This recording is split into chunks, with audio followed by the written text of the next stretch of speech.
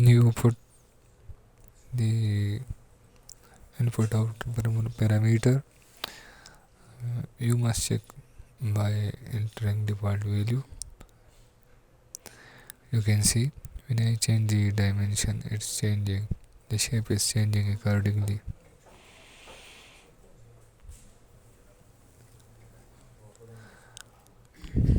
So before importing it to Civil 3D,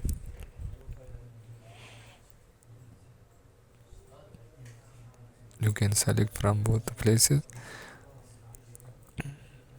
Okay, I will write central line to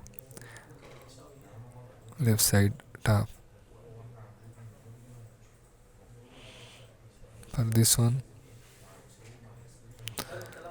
I will leave the minus sign and then center line to right side top.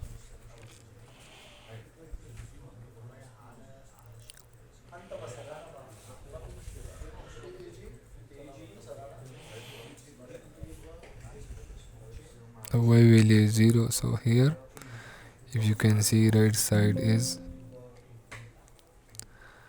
the thickness is 0.75, which I have changed, and the right side is 1.75 and left side is 1.5 meter.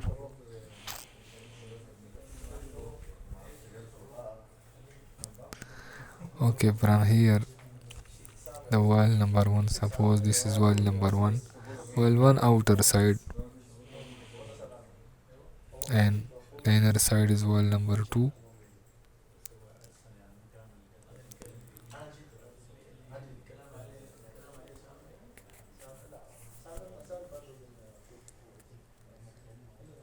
And top of the wall is the inner side of the wall. I will create slope for the inner side. I will select from here slope.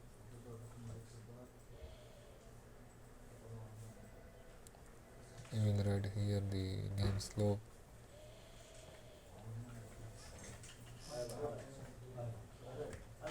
And here as we take dimension before 16:1. When I will put here,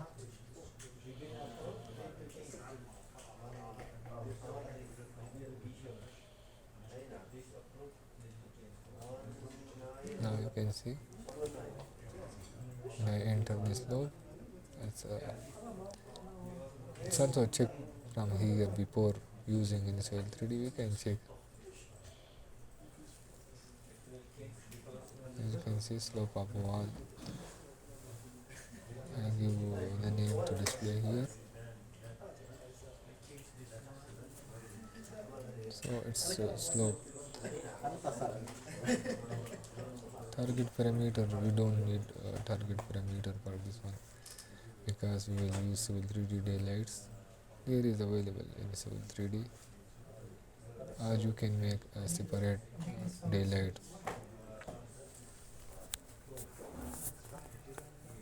Okay, now as you can see from here we have daylight. I can attach any one of the daylight if I want. So no need to create daylight with the retaining wall. If it is not available inside Civil 3D, you can take. Okay, the last thing remaining here is shape of the wall, because we this RCC many times RCC wall, so it's concrete. It's composed of concrete and built from concrete, so I will write RCC.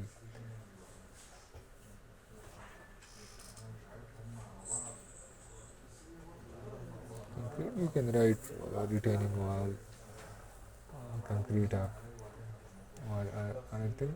Just click inside, and then you can see it select all the links around the shapes, and it's also named this RCC concrete or anything. You can write.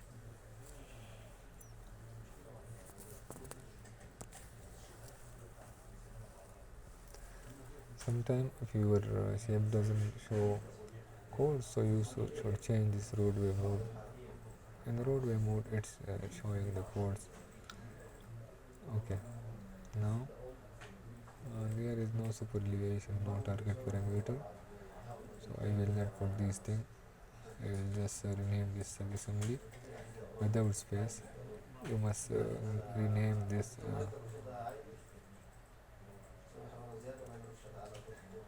subassembly without space. If you give space, it will not accept. Like this, write in continuous description. You can write anything here.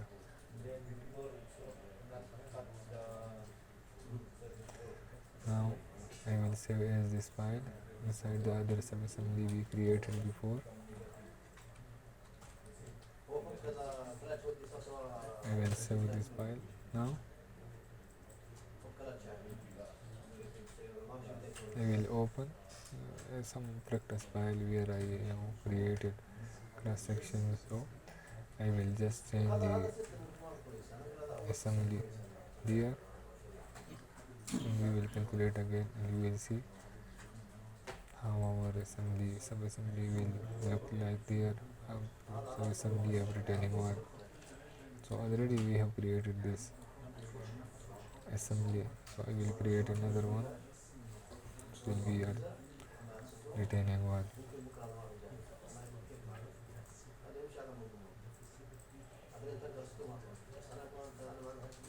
I will click here. Okay, then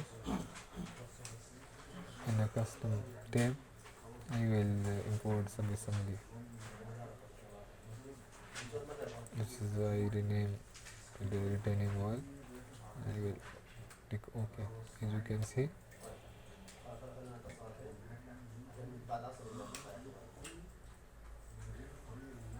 the things I put there in the target input parameter, the same will be appear here in the properties of subassembly parameter. Also here you can see, because I select the center point in the wall, so it's asking for center, and now you can see exactly which point I selected. It's appear on this one. If you can check the dimension I put 4 meter, it must be on the scale. So when you will draw cross section, your quantity will be accurate. From here you can attach code, assembly style. From here you can select. If you on CC compute, you can see it's now this shape code attached here. You can label style you can select a label style for your shape. So when I came here, I will import this shape, because when you create your own assembly, you don't import this one. So now it's import the complete shape, and from here you can select anyone shape style. Suppose I will take the concrete, and now you can see it appear here. At the scale you can attach another one, or you can change the scale so it will hatch all the. Now I will replace this assembly in the assembly parameter. Attach first attach the daylight. Let's attach the daylight bench. If the retaining wall is more higher, so the height is more, so we will make a bench here in the excavation. So now this assembly, already I created a cross section in this branch, so I will just replace the assembly here. I will select the target,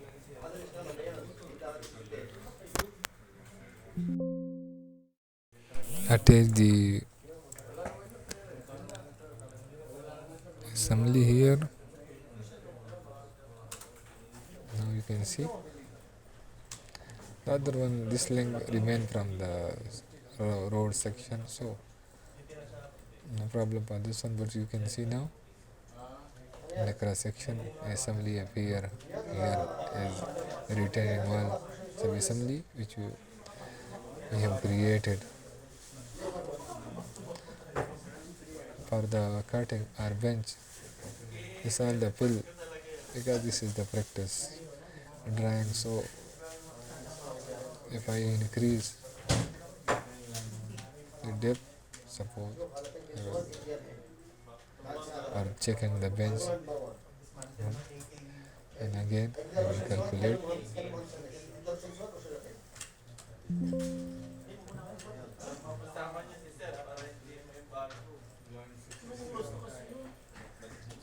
Now you can see if the where the cutting is more. Now you can see the ditch, the bench.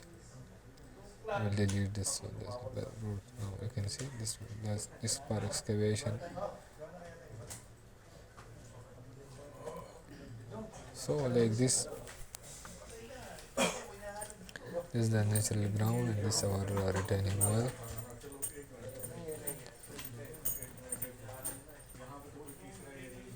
These are the cross section. So like this you can create a retaining wall subassembly here in subassembly composer. If you have working space, so get another point here and create that subassembly also. Hopefully you will